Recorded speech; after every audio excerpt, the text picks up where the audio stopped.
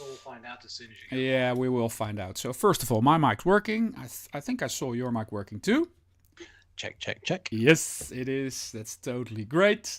So that's working. And we both are live now, I think. So welcome everybody to the Tuesday night Grindelwald Bastards stream.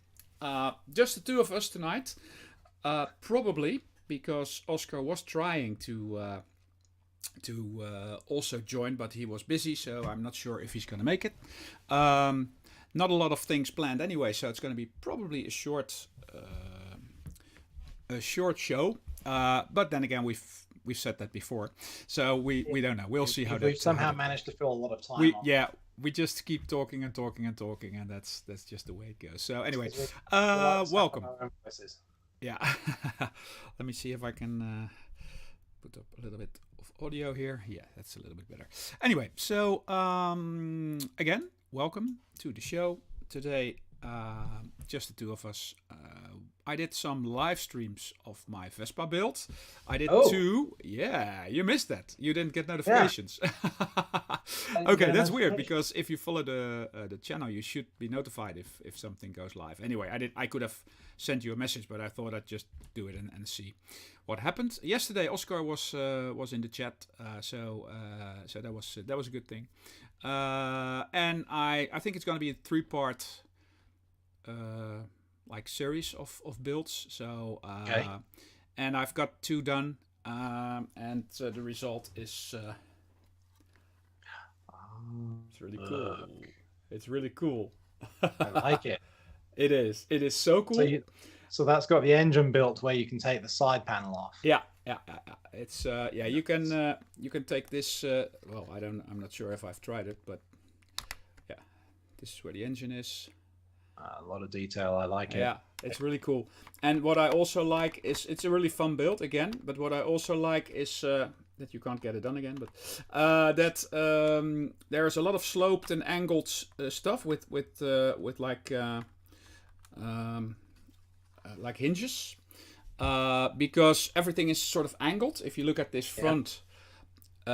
This is angled, then this is angled in another direction. So it's all held together with hinges. I like that. And the sides are built like sideways. So this is built up in layers like this. Yeah. And then it's put on this way. So I like the foot planks on there. Yeah, I like them too. By layering the different colors. Yes, they are so cool, and they're so they're a bit higher. So it's like these certain bricks that have this edge, and that makes it like the rubber gripping stuff. So it's really cool. I like the saddles. It's the old saddle setup with the 2 separate things, obviously.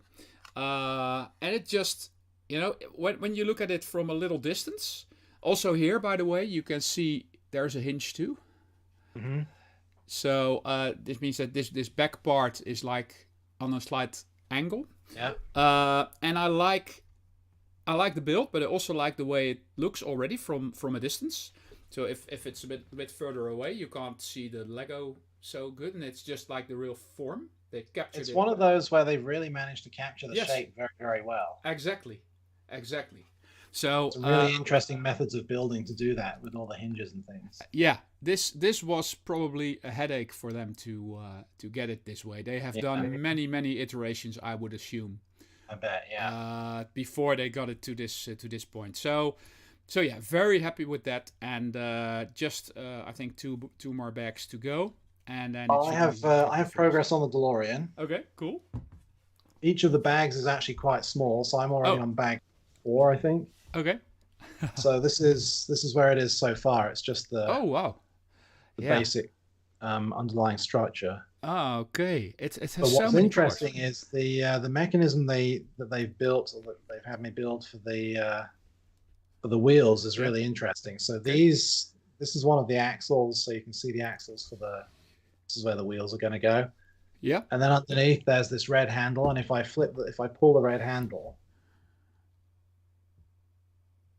Oh yeah, that's where they flip over. It flips them for the hover mode. Cool. And it's actually a really clever system of doing it. Just a lot of cogs and things, but there's a couple of pieces in here that I've never seen before, which are these. And you can see if I Yeah. flip that again. Oh yeah. Ah. So there's no actual springs or anything in there. It's just a sliding mechanism. Yeah. To keep it in That's line. designed to keep it in line. Yeah. Yeah. So Yeah. it's pretty clever. And then there's a couple of little elastic bands that you can see. Yeah. That make it spring action. Yeah. It just locks it into place. It locks into the separate positions. That's so cool. Yeah. That's. And then this is another one of those builds where they reuse different bricks in different places. So when you're originally building this handle here, yeah, they want it over here while it's in build. So what they do is they have you put these two yellow pieces, go underneath here and here to block the handle so it can't be moved. Okay. So that and then once everything else is in place and it's okay to move the handle, then they say take these off. Yeah. And use them in the build up here. Wow. Yeah. And then, like the Ford Mustang, there's the same sort of thing going on underneath. So these pieces here, these are just little transparent blocks, and there's two on the front as well. Yeah. That's just to make it stable when you build it. Yeah, that's just so that if you look at it like this, it's got a stable, flat bottom now that you can use to build. Yeah. And then I'm guessing at some point you take those off because that's now no longer needed. No. Yeah. But really, really interesting the way that they do this now. They put these pieces in that end up not part of the finished model. That is so cool. Yeah. And, that's smart. I mean, that just makes it just that little bit more professional. Just to do it like that. It's really, really cool. And you can start to see some of the shape here. This is where the doors are going to end up. Yeah. And then these sloped pieces across the bottom here. Obviously the sloping underside. It's interesting because when you start to build, this is symmetrical around here. Yeah. So this whole center piece is identical this way and this way. Oh, okay. And they distinguish the front from the back by all the pieces at the front are white and all the pieces at the back are red. Okay. That's a good use of colors. So you can see here all the front pieces up here are white. Yeah. Underneath, and at the back they're red. Red. Yeah. So they've got this subframe support that's in white here, and then it's in red at the back. Yeah. But it's just a clever way so that when you're looking at the instructions and they have this thing oriented a certain way, you know which way it is if you've put bricks in the one. Exactly. Yeah, that would be different otherwise. Yeah. I'm always a bit. It's a bit double with all the colors inside, even if you don't see them when it's all finished. I never know exactly what to think of that. With the Vespa, there's also a lot of colors in the middle at the start. And I think for some reason they like to use the yellow and red and all these colors for parts that are used as a sort of a connecting part, just like a technical part.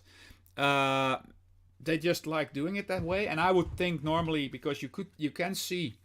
I don't know if it's visible on the camera, but on the inside here there are yellow parts. Yeah. And I don't know if they are going to be blocked out later. They might be, but sometimes you keep seeing the yellow or the red parts, although the rest is pretty much. Although here underneath you can see it. Yeah. And they keep doing that, and I would think why not just use blue or maybe black or gray, just something like that. Why does it have to be yellow?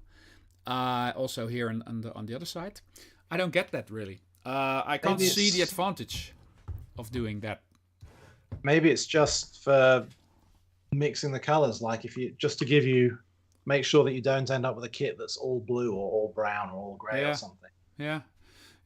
And I know it definitely makes a difference when you're looking at the instructions. With the printed instructions, it makes it easier to orient things. Yeah.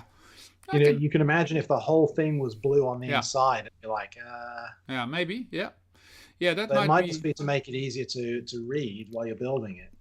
Yeah, well, maybe that's the only reason that they do it. That could well be, but anyway, it's not a problem because normally you won't see any of those bricks anyway in the finished product. So cleverer people than us know why they do this. Sorry? Cleverer people than us. Yeah. Know why they do this. Yeah. Maybe if somebody knows, somebody from Lego that's watching. Yeah. Maybe they can. In our massive pool of viewers that we have. Maybe they can come on our show next week to explain. And explain it to our us. Community. Why they're doing that. Anyway, yeah. So So I have a coffee machine like story. okay. Remember Oscar's coffee machine? Yeah. Of course, we remember So that. this is completely uninteresting, but it's just one of those things that it'll give us something to talk about for 5 minutes. Yes. Our washing machine Yeah. a few weeks ago started to become very noisy when it was spinning. Okay. So I took the front off and I got some shock absorbers off Amazon because the shock absorbers on the Yeah. bottom of the drum. I thought, Yeah. well, if it's making a lot of noise, that's the first thing that I'll look at. Yeah. And changed those, and didn't really make much difference.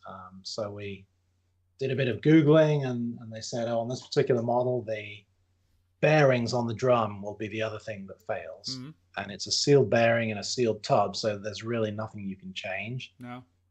And I thought, well, we could pay someone to come and do that for us. But then we sort of thought about it, and we're like, well, this washing machine is 18 years old. Yeah. Yeah. It doesn't owe us anything. No. No. So rather than spending a single cent on trying to get it fixed anymore, we Yeah. just went, screw it. Yeah.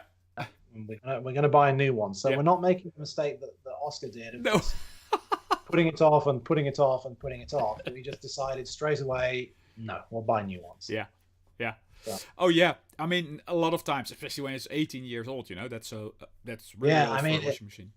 Yeah, when I was reading about it, they said if it's anything over 5 years old, you can probably get it repaired. If it's anything over 10 years old, Yeah. you should consider replacing it. Yeah. If it's anything over 15 years old, just replace get it. rid of it. Yeah. So Yeah. and I was like, wow, 18 years, and we've never fixed a single thing on it. So it owes us nothing. No, that seems like a smart thing. Yeah, it's sometimes it's a bit more difficult, when it's 7 years old or 8 years old, and you think, are we going to repair it, and how much is it going to cost? And then that's always thing. Do you want to buy like an expensive, like really quality one, or do you buy a cheap one that will be done in 5 years, but it's very cheap, and you just buy a new one every 5 years? I don't know. It's always a bit of a gamble, but there's also the quality of the washing, obviously. Our original ones were Whirlpool, back from when they were owned by Philips. Yeah. And Philips don't own Whirlpool anymore. And everything I read said that the Whirlpool stuff has really gone downhill. Yeah. So we just ordered a matching washer and dryer from LG. Yeah. We'll see what happens. Yeah. It was LG, Samsung, or Electrolux, and Yeah. the LG one seemed to be pretty good, better reviewed than the others. I don't know how long it'll last, but we'll see. It's difficult. I ended up when we needed a new one, just looking at some of the brands and the reviews, and just getting an overall like meta search on what people said. Then some brands just pop up a little bit. AEG, but you probably can't get that. It's probably Bosch or owned by Bosch or whatever. Seemed like a good choice. And then we have a matching dryer and washer too from AEG. And then we just looked at a model that was like a year old or whatever, and there was a new version of it, and just the price went down, and we just did a one that was normally twice the price, or well, not quite twice, but a lot more expensive. Just bought that one, and then they've got the service where they come and bring it over, and they take the old one with them. So they bring it down from your wherever it is, and they just take it away, which is a good thing, because if you have to do that by yourself, that's it's worth the extra money to have them do it. Exactly. So, because am I going to struggle to get this thing upstairs and outside? You will trailer into the tip. No, I'm going to pay someone to do that. Yeah, exactly. So that was easy. That was a no-brainer, really. So we've got some sort of like middle class. I think it's not cheap, but it's not the top brand. It's just like somewhere. I think we ended up the same way. There were some that were as much as $1,500. Yeah. And I was like. No. And I think what we ended up with is last year's model for the LG. Yeah. Sort of middle of the range one. Exactly. Yeah, that's and the weird thing is, because it's a new machine, of course it has an app and it has Wi-Fi. Yeah. Do I need to have an app tell me when the washing's done, or can I just listen for the beep? Yeah. Anyway, we'll see. It should be here next week. Okay, well that's cool. Maybe you could do an unboxing. Anyway, let's there might be a topic here which we can shortly talk about. Talking about wire, Internet of Things and Wi-Fi. Yeah. There is, it's at the point where there is some sort of a fine line between it's just bullshit, you don't need it, it's marketing, and well, it might be handy. I mean, for some things it's actually pretty handy to have it. And what I started doing is already, I don't know, 2 years ago, I installed Home Assistant on my server because I've got a server running anyway. Yeah. And just in a Docker, and I just installed it. It worked, but I never really played with it. And now you get more and more like cheap lights. I mean, U was already there, but it's Zigbee. And the lights are getting a little bit cheaper, but also IKEA now has smart lights on the Zigbee protocol, and you see, cheap like switches and sensors. So now it becomes a little bit more interesting to just buy a couple of these things and do something with them. And what I've found is that, for instance, I've got a Ring doorbell, and it's got a motion sensor so that it can show you a video or give you a notification when it sees a person at your door, even if they're not ringing the bell. Yeah, but you can tap that motion sensor for other things. Exactly, because now in Home Assistant, I use that so that when it's between, I don't know, 12 at night and 6 in the morning, if that detector senses a person, the light in the hallway comes on very brightly. Yeah. And then turns off again 10 minutes later. And I can all do that in Home Assistant. I just program these things. I just look up the entities, and I just say when entity this does this, entity B must do that. And you can do a lot with that. And now I am slowly trying to get more things. Just a simple motion sensor. Normally you buy a lamp with a motion sensor in it, which is fine. It worked in a closet or something. So you open the closet, light comes on, close the closet, after a while light goes out. It's simple, and there are a million devices that can do that just all in one. But now I can just do that in Home Assistant. So I have a loose sensor, which is not expensive, and I have a loose bulb, and I just make Home Assistant do that thing. And it's at the point where that becomes easier because you can then you have more control over it. And you can change the light bulbs and keep the sensor, or you can place a sensor here and a light bulb there, and you can do all that things. You can obviously do very crazy things with it just for the fun of it, also. But right now I'm just trying to figure out these use cases where it's really handy. And we've done the same sort of thing with HomeKit, because HomeKit has actually started to become quite useful for stuff like that. And there's a lot of stuff. So, for example, HomeKit it doesn't have the ability to, it does have the ability to fade a light on and off, but it's not exposed in HomeKit. Okay. But if you have the Hue app, or if you have the Eve, which is another one, or LifeX, they all have that exposed. So you can download that app even if you don't have any of the bulbs, and tell it that it has access to your Apple HomeKit, and then there's a whole bunch of extra stuff in there that HomeKit supports that Apple just haven't put in the official app. Yeah. So we have things like all the lights in the living room they spend 15 minutes fading on before sunset. Yeah. So it's just gradual. So by the time the outside goes dark, the inside's it's on. Yeah. And then we have motion sensors for certain things, like if we walk into the kitchen after a certain time, the lights come on automatically. That stuff I find interesting. But when people say they've got an internet connected fridge, or they've got an internet connected machine, I'm like, no. That's just something else for someone, because that like if LG have an internet connected washing machine, their security protocol on the washing machine is going to be junk. Yeah. Exactly. So someone doesn't need to attack your Wi-Fi network. What they need to attack is your washing machine, and from there they get into your Wi-Fi network. Yeah, that's exactly one of the things that I was afraid of. So that's why I try to keep everything in Home Assistant with its own security, and I've got a VPN on it so that I can access it from outside, but I start up my VPN and go in that way. And I have all my Internet of Things on a separate Wi-Fi network. Yeah, that's my router can spread out 4 different networks. So Yeah. I have a 5 and a 2 gigahertz. Yeah. Which are the main ones we use for iPads and things. Yeah. And then we have a 5 and a 2, which is Internet of Things, and they're sort of separate from each other. Yeah. So you can get onto this network, but you can't not on the other. swap from one to the other. Yeah, I that's exactly what I've been wanting to do for about a year now, and I haven't come to it because it's quite a big operation if you want to, Yeah, if you want to go start back up with the new one and close down the yeah. old one, it's like, and all the like port forwarding and everything, it's like huge. So now I just wait until my router dies, and then I have to do it, and I have no access to the old one. So it's better to just probably I'm thinking going Unify and set up a Unify network. we have is it Unify or Ubiquity? I think it's the same thing, isn't it? Yeah, we've got one of their mesh routers. Yeah. Yeah. Which is really good because we had, like our garage is separate from the house. Uh-huh. And it was hard to get Wi-Fi into the garage for different things. But what I've done now is I've put a mesh point in the bedroom closest to the garage. Mm-hmm.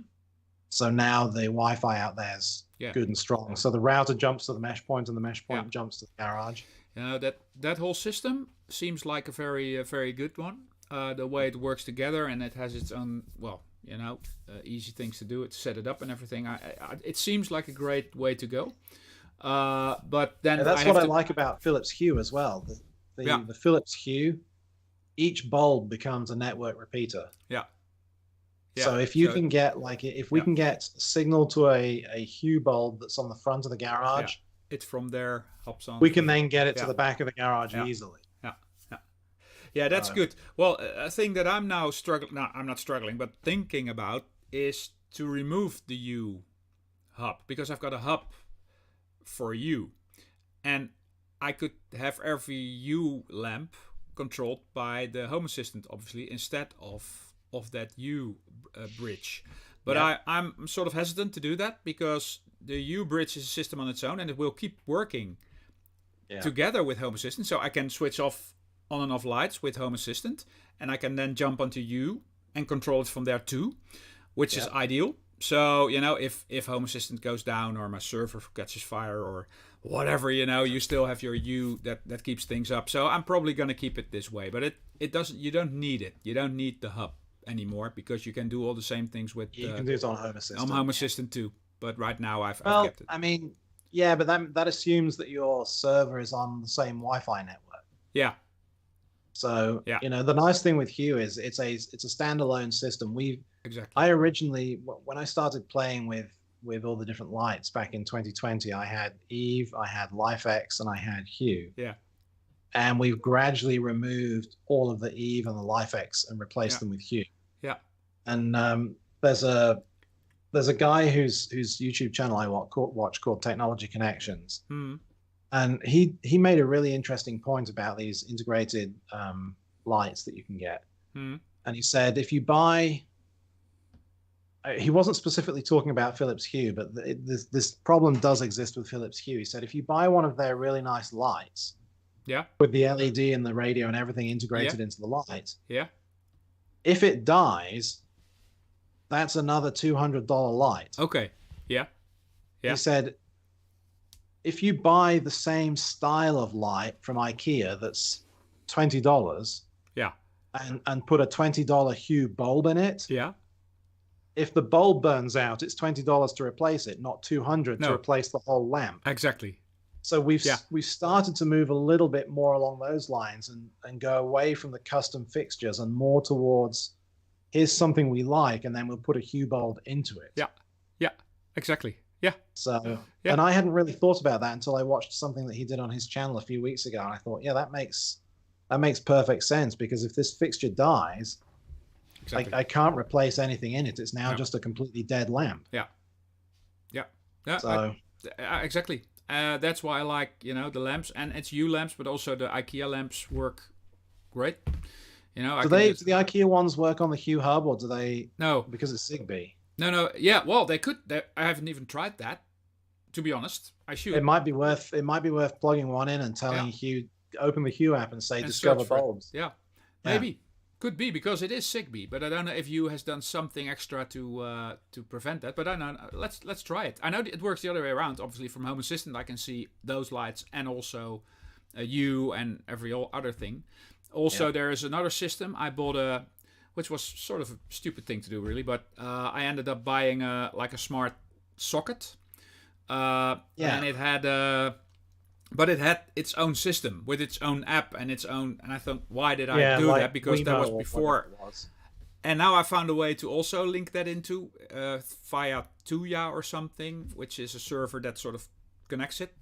And now it works fine on the Home Assistant too. But that's an unnecessary step. So I've got a Zigbee and a Z-Wave stick on the server. So I can also talk to Z-Wave devices.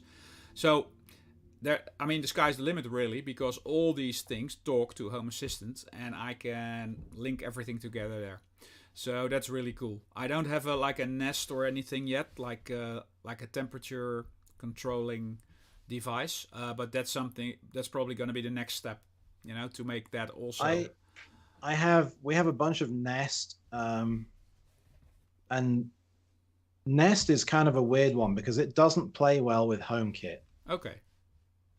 But there's a little company called Starling.io, Starling like the bird, and they do this little box, and I'm not even sure where it is in the house anymore. I think it's upstairs somewhere.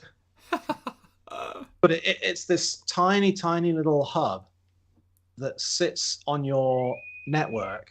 Yeah. And it becomes an intermediary between all of the Nest devices. So on one half of it talks Nest Google. Yeah. And on the other half, it talks Apple HomeKit. Okay.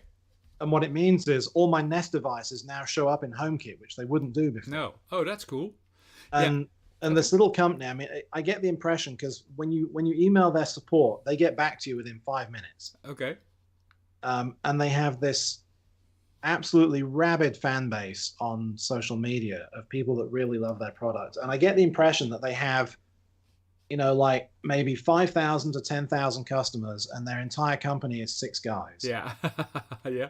Could be. And it's really useful. It's a super, super useful piece of kit because you can tell, the Starling hub which sensors exist in the Google universe that you want to expose to HomeKit. So if you don't care about the temperature sensors and the movement sensors, you can stop HomeKit from seeing them. Exactly, yeah. Or you can just say, let everything through, and then HomeKit has access to everything. Yeah. But it was a really, really nice solution to that problem, because before that, I tried another product. I can't remember what it is. It's really popular, but it's I can't remember what it's called now, but I tried that and I had that plugged into the network, and it was open source, and some of it worked and some of it didn't, and then it didn't connect properly to HomeKit, and then it started deleting HomeKit devices, and I'm like, this is just junk. And then I came across this Starling.io, and their whole advertising shtick is, if you've tried this other thing, which is what I'd done, they say, if you've tried this and you've realized it doesn't work, come and try our stuff. Yeah. Okay. And so I did, and I kind of had the same impression after that everybody else does. So when you read the reviews of people that use this little box, they're like, it's $99, which seems expensive given that you can get an open source piece of hardware for $30, and then all the plugins are free. Yeah.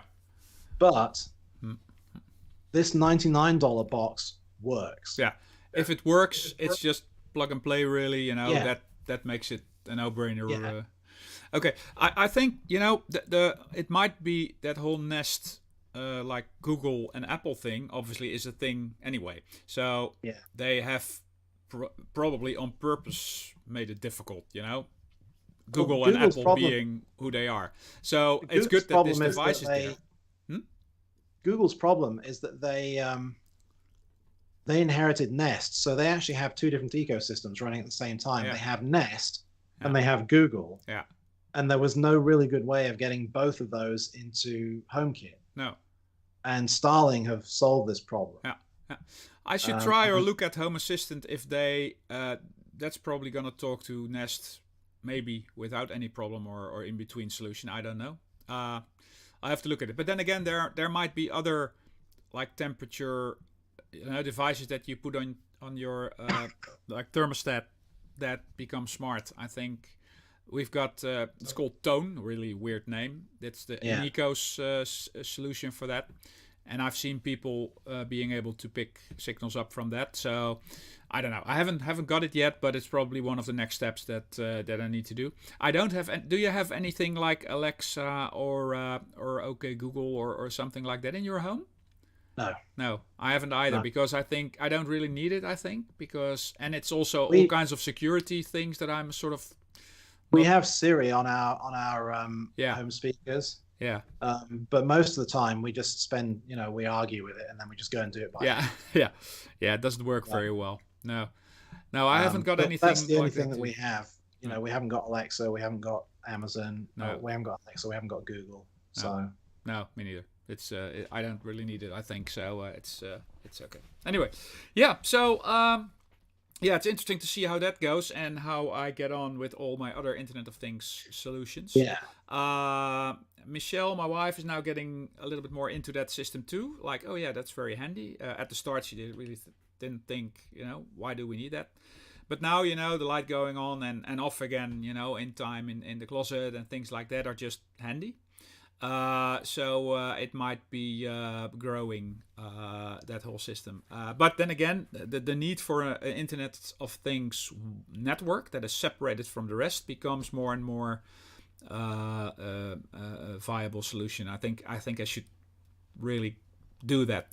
Ideally, while the other one is still working. I mean, if you've got a working Wi-Fi network and you set up a second network and then just move over everything to the new network, then at least you've got all your information from the old network still available, like port forwarding and stuff, and you're not down. Then you can just switch over gradually, maybe. So maybe that's the way I'll do it, which is better than if your router dies, then you're left with nothing.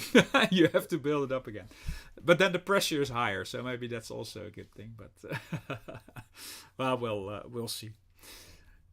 Anyway, I don't think there's a lot more today from my side, at least. No, I think we've managed to fill half an hour. Half an hour is good. I think everything from now will be too much probably. So half an hour is great. I just so by next week I'll have an internet connected washing machine and I should have more of the DeLorean done. Cool.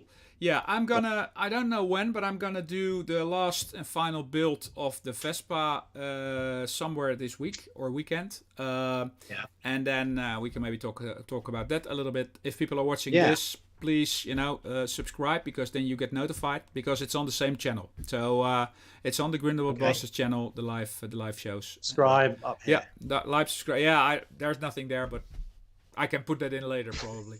But anyway, do that. And that's the thing. If people point to that like, subscribe here, or click here, or here's a link, that only works when you watch it on your PC or maybe a tablet, not on your phone. It doesn't work on Apple TV. And sometimes it works on the phone and sometimes it doesn't. So it's not really useful that way. But anyway, thanks for watching. Somewhere there's somewhere around here. You can like, subscribe, and do the whole thing. Yeah. Thanks a lot, everybody, for listening, watching, and I hope to see you soon. Yes, excellent. We'll speak to you next week. Bye bye.